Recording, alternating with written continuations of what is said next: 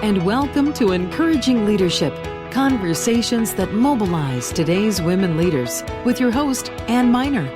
Meet leaders who share their observations, knowledge, insight, and perspectives to mobilize you to apply your own leadership in business and in life. Here's your host, Ann Miner. Well, hello and welcome. It's time for another session of Encouraging Leadership, and we're here today with Maria Fiallos. Maria, the founding partner of Rutos del Cafe, was born in Nicaragua. Along with her parents and sisters, Maria immigrated to Canada at the age of 15. She settled in well, graduating from the University of Western Ontario with a Bachelor of Science degree. In 1996, she founded a coffee importing company with her father. And then in 2005, she founded a coffee roasting business with her sister, Valeria. Now, Maria, welcome to Encouraging Leadership. Conversations. Yes, we're going to have a conversation to mobilize today's women leaders. Now, you have had quite an adventure coming to a new country when you were a young girl, growing up, and leaping right into the wonderful world of entrepreneurism. Tell us about the first of your businesses. You were in partnership with your father. Yes. It was a coffee importing business. It still is, because I still take care of all the coffee importing that we do for Las Chicas del Cafe. So the first one primarily centered around buying coffee from coffee growers in the area where I was born, where I was raised in Nicaragua, and bringing that coffee into Canada, selling it to other roasters. And I did that with him until, kind of life takes you in these different directions. And my sister and I decided to start roasting ourselves and started Las Chicas del Cafe. So, Maria, did you ever think of being in a different line of work? Yeah, completely. Life is, I think, always full of these funny accidents that sometimes you think is the worst thing that can be happening to you at the moment. And then it just has a way of working itself out into this great opportunities. So, and I'm probably butchering that quote, but you know what they say, that your darkest moments or out of every, you close a door and God opens a window. All those things I just think are very true in my life. Both all of probably the greatest accomplishments that I feel that I have had in business have come from really dark, challenging moments when you're kind of just hanging on and trying to decide which way is up and how you're going to face the next day. And then something wonderful really comes out of that. So I've never, I think that as,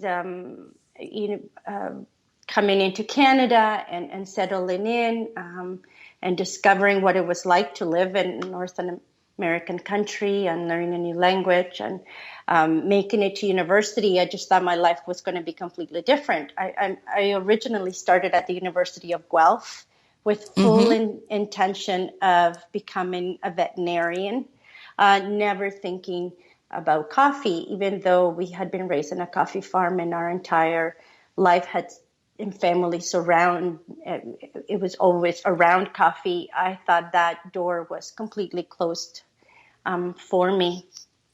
And then on a trip to Nicaragua and spending some time on my grandfather's farm, things completely changed. And it was like, I'm going to be in coffee now.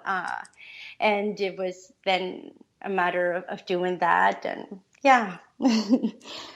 So So you changed to a Bachelor of Science degree.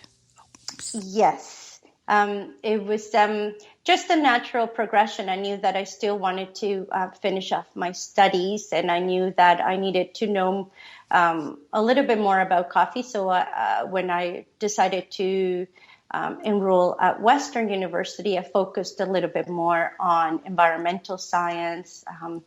I, dipped a little bit into some business classes because I knew that one of the main challenges for coffee growers happens to be the economic sustainability and all of these challenges that they've faced in dealing with a commodity price and a very volatile world market.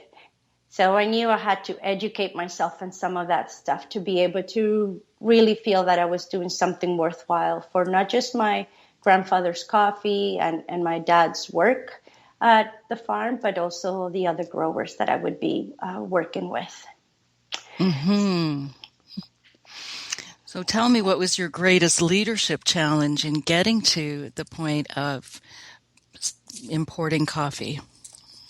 I think that the biggest challenge for me at that point was that I really needed to believe in myself. I was 23 years old, dealing in an industry, I would say 99% dominated by men, not just the coffee growers at home, which all happened to be older, gentlemen, at least my father's age or older, that just thought I wasn't going to have a clue on how to bring their coffee to market. Then I was dealing with roasters here in Canada who were also primarily male. And I think whether or not they projected any kind of insecurities onto me or not, I don't know about that. But I knew I really needed to really believe in myself and know that what I was doing was the right thing. And when I would walk into a meeting, I knew that even though most of them were double my age and, thought, oh, here comes this young girl. What does she know about importing coffee? I think for me, it was really believing that I knew what I was doing. I knew that I was prepared. I knew that I had done my homework and that what I was doing was right. So I just really needed to believe that. Well, I think that's such an important point, the confidence factor, that we're going to have to find it within ourselves. Yes. No one's going to gift it to us. And you mentioned a couple of other critical elements there, having done your homework and being prepared so that you could feel and believe in yourself and your ability to undertake these tasks that you had set yourself. Yeah, I always took a lot of pride in that. I prepared, I studied. Oh my goodness, I studied so much. And there was a lot of things that I knew about coffee that were intrinsic. Obviously, having grown up in a coffee farm and being surrounded by that and listening to my father all the time talk about the challenges that the growers had. But if I didn't arm myself with facts and real information, then I would always come across as this young, romanticizing the idea that a coffee grower can take its coffee to market. And, oh, wouldn't it be nice if somebody could actually make a living out of that? So there was a lot of studying and a lot of preparation because I really needed to feel that confidence in myself in order to know that I could convince anybody that what I was trying to propose was the right thing. Well, I'm very impressed that you were successful at that. And I see that you also set up a registered charity in 1998 after Hurricane Mitch devastated your native community. Tell us, how did you go about that? Well, that's kind of the same thing. My life is full of those moments, and it's like Hurricane Mitch was going on. I remember specifically my dad was in Nicaragua. I was here. I was in the middle of midterms at university when the hurricane struck. And it was devastating. It's devastating to know just the loss of productivity, what these people were going to live off, losing their homes, losing their farms, losing their cattle. It was absolutely devastating. And for, I think, 2 weeks after the hurricane, all that came out of Nicaragua were just absolutely horrible news. And you feel so powerless, and you feel that you can't do anything to help because it's such a immense tragedy and devastation. So at that point, I think I took on the approach that it was this huge mountain that I needed to climb in order to feel that I could do something for my community. But in order to start climbing that mountain, I really needed to start with step one. Step one at that point was calling all my friends and saying, this is what's going on, and I'm going to try and figure something to do for my community. And then I was inundated with a great amount of generosity from everyone. And we've got all of these amazing things that we needed to send out, like food and clothes and blankets. But I knew that the devastation was going to be a long time in recovery. It wasn't going to be a matter of a couple of weeks or a month. We needed to really look at this in terms of 5-7 years before the community could be back on its feet. Mm-hmm.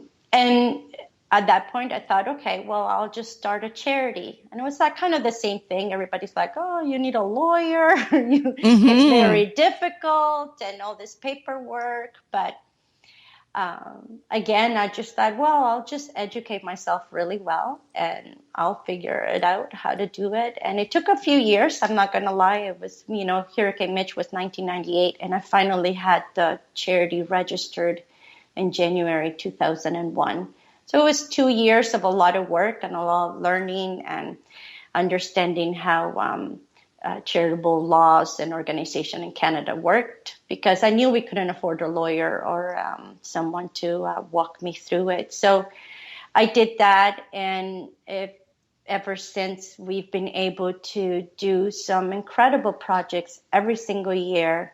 They're always centered around the education and the health of our communities, primarily with children. And some years they're very small, simple projects. Other years we've been able to do things that, even amaze us. We're like, oh, wow, we did that. That's incredible. And certainly couldn't do it alone. Never could have done it alone. But very happy and very proud of what we've been able to do all these years. Well, again, that is an impressive accomplishment. Maybe you can tell us a little bit about some of the projects that you've been able to, maybe your proudest or your biggest accomplishment through the charity? Yeah, well, I'm a huge believer in education. Nicaragua is a very poor country that has 1,000 different problems. And you name it, we have that problem. And for me, I think that one of the reasons, or the most important reason why we were able to come to Canada, we were able to successfully integrate ourselves into this wonderful country and amazing community, was because of my father's education. My grandfather always stressed how important it was to educate yourself well above any kind of means that you would have. So, he would say he would leave us nothing, but he would leave us an education. So for me, thinking about that in my community and how poor it is and all the problems, I just think it's really important that our children are educated, because without that, then there really isn't any hope that these communities can really lift themselves out of poverty. Mm-hmm. And because I believe that no one else can do that for yourself, no one else can come into your community and try and fix things for you. As much as we would like to, that's something that feels good on the person trying to do the fixing. It's like, oh yeah, I've gone into this community and I've done this, but that does nothing for the community itself except for just being a short-term band-aid. I think that the real power comes from within that community wanting to change themselves. And sometimes that can only happen when you have an informed and educated group of citizens that want to do that. So for me, my proudest has always been able to feel like I've done something towards the education of those children. Sometimes it's as simple as being able to give every child in a school coloring pencils, or sometimes it's saying, here are some basketballs so that, or some soccer balls or some baseball equipment so that you can have some leisure time. So it's not the spectrum. I mean, we've done a really cool one, which was building a 2-room preschool in a very, very poor community. That was like a $45,000 project that never in my wildest dreams would I have thought I could do. Like, how would I ever build a tiny little, 2-room preschool and do that? So, and that was amazing. That was great. But I wouldn't necessarily think that because I was able to run a project that was $45,000 is going to be any better than when I have been able to just do $3,000 in school supplies to a school. I think it's really goes more about what really getting at the need of that community. And sometimes you walk into a school and it's only 47 students and they don't even have chalk to write on the blackboard. Mm-hmm. So being able to say to the teachers, here's some chalk, here's some coloring pencils, here's some erasers, here's a dictionary. You feel like you've actually done something to help that community. Exactly. And I think that's really important for our listeners to appreciate, is that everything counts. Yes. Everything counts. And we've all heard, the advice of, or at least the saying that when you give a man a fish, you feed him for a day, but when you teach him how to fish, you feed him for a lifetime.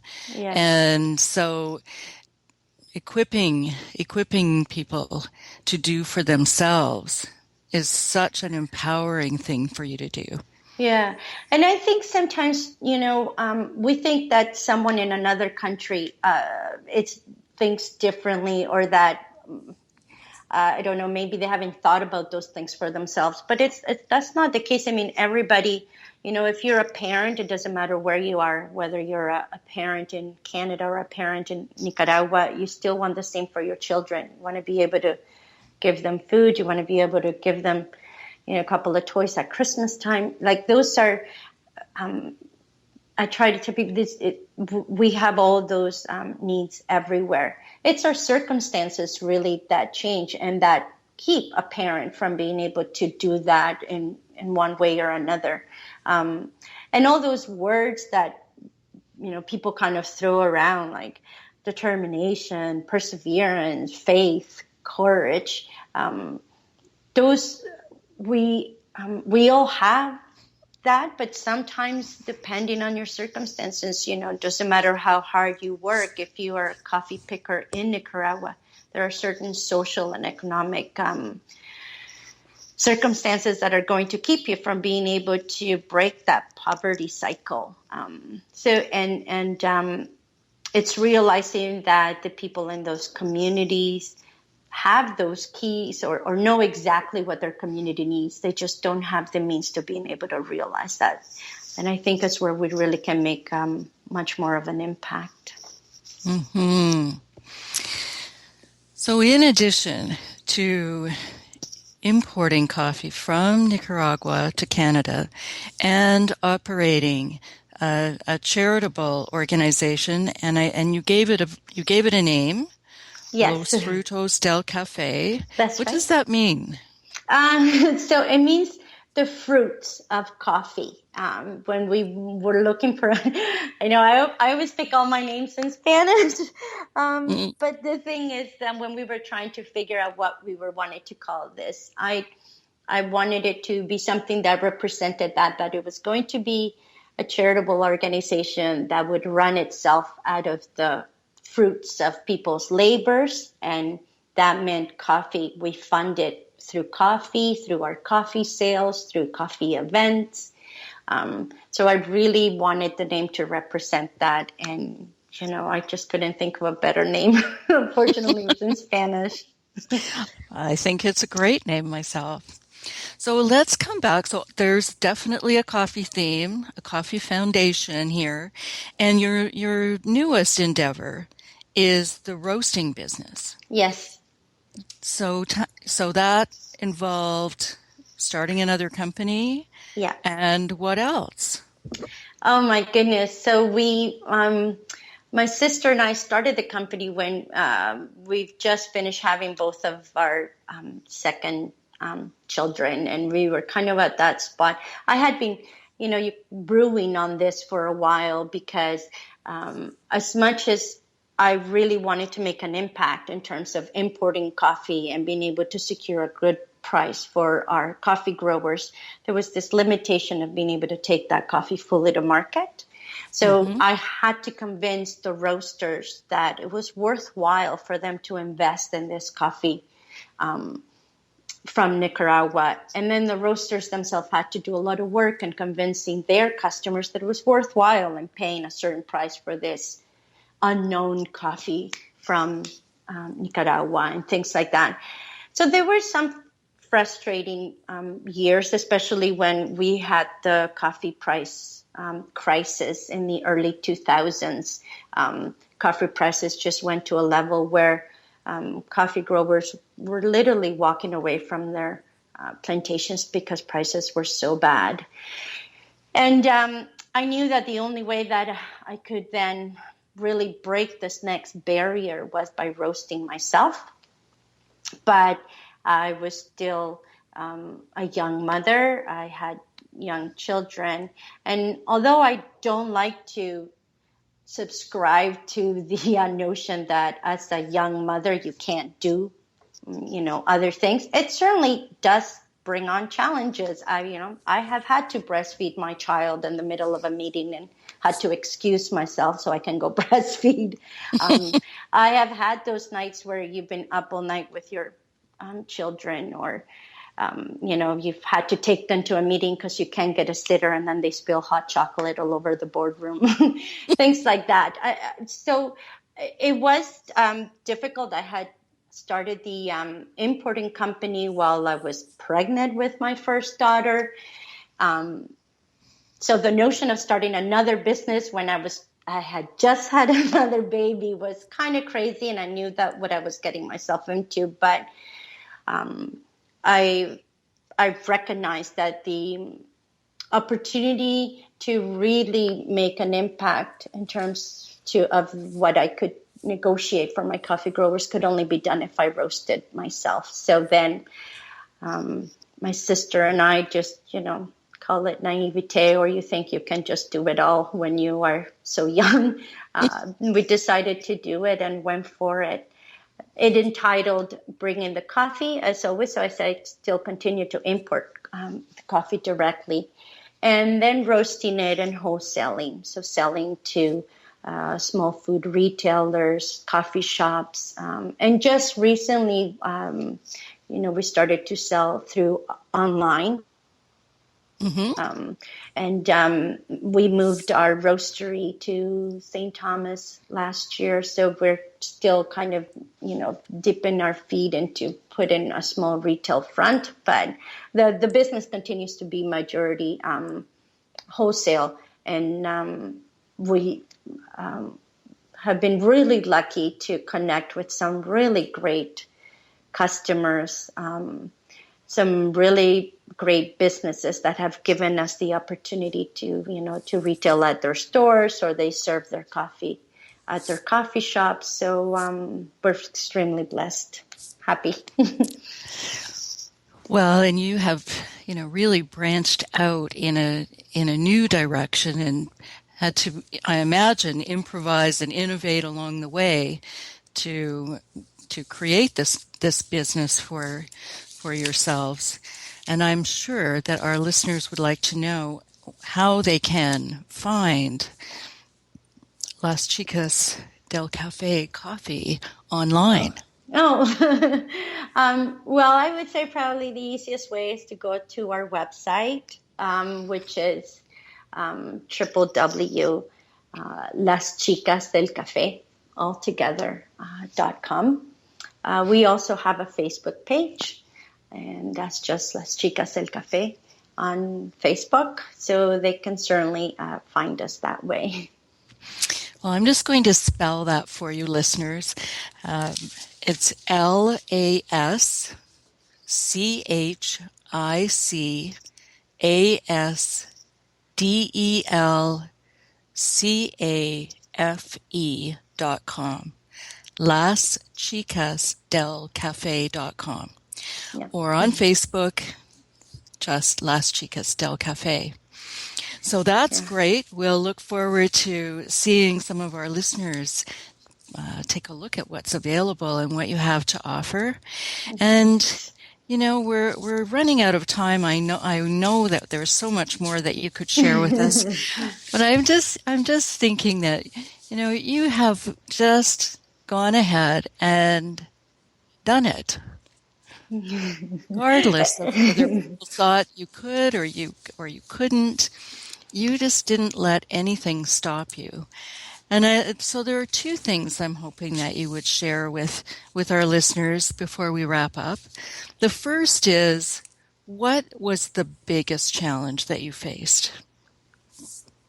I'm going to say, and this is really hard to in 10 seconds, the biggest challenge that I faced was probably the fact that I found myself a single mother at just barely 23 years old after a very, very heartbreaking situation. But it was probably the most amazing thing in my life, because I really had to find it within myself to know that just because everything else around me seemed to be completely imploding and my life went from, great to absolutely disaster in such a short amount of time.